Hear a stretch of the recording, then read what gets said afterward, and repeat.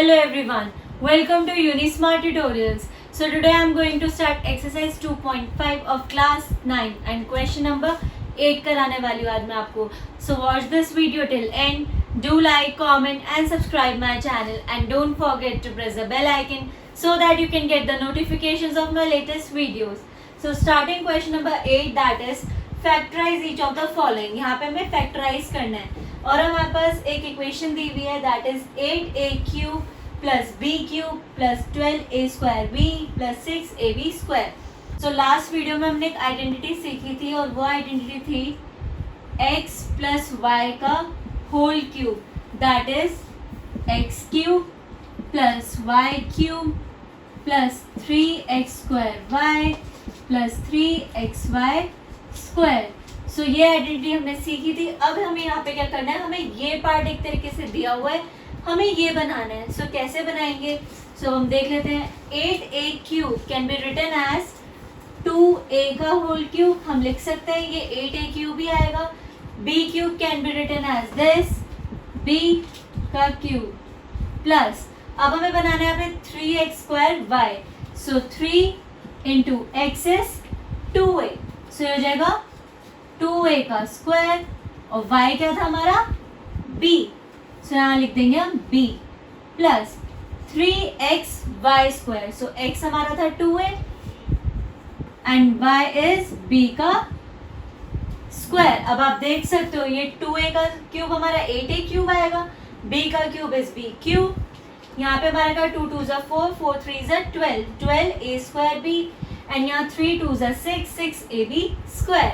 तो यहाँ हमें पता चल गया ये हमारी आइडेंटिटी है 2a प्लस b का होल क्यूब. आई होप आपको ये फैक्टराइजेशन अच्छे से समझ आ गया है.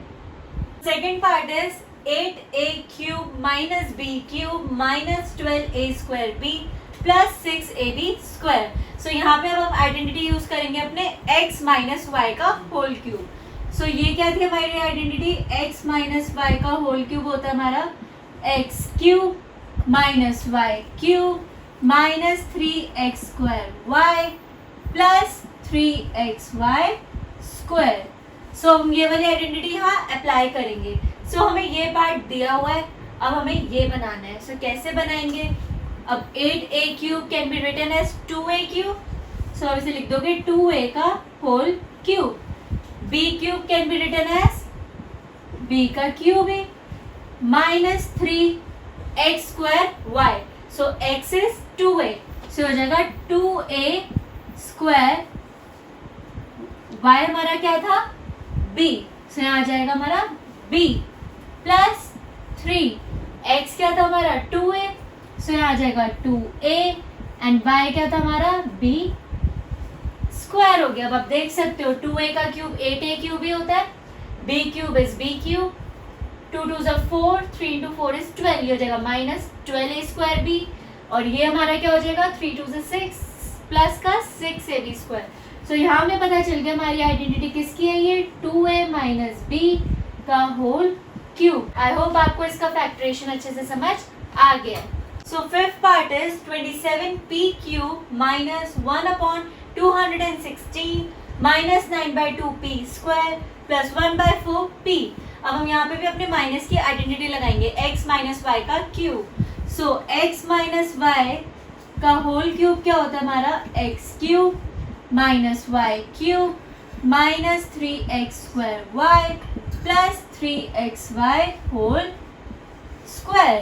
अब हम यहाँ पे क्या करेंगे, इस पार्ट को सॉल्व करके देखते हैं. सो ये आएगा 27p³ किसका होता है 3p का whole cube is 27p³ minus 216 किसका क्यूब होता है हमारा 6 का. सो ये हम लिख सकते हैं 1/6 का होल क्यूब क्योंकि 1 का cube is 1 minus 3x²y. So x is 3p. सो हो जाएगा 3p का स्क्वायर और y is 1/6 plus 3x is 3p.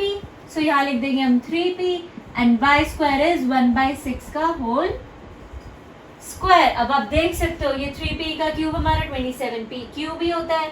1/6 का क्यूब इज 1/216 ऐसे ये हमारा 9/2p² आएगा और वो पार्ट हमारा 1/4p आएगा। सो ये हमें आइडेंटिटी पता चल गई, ये हो गई हमारी 3p माइनस 1/6 का होल क्यूब। आई होप आपको ये क्वेश्चन अच्छे से क्लियर हो गया है। क्वेश्चन नंबर 8 के जो थर्ड एंड फोर्थ पार्ट है वो भी इसी तरीके से होंगे।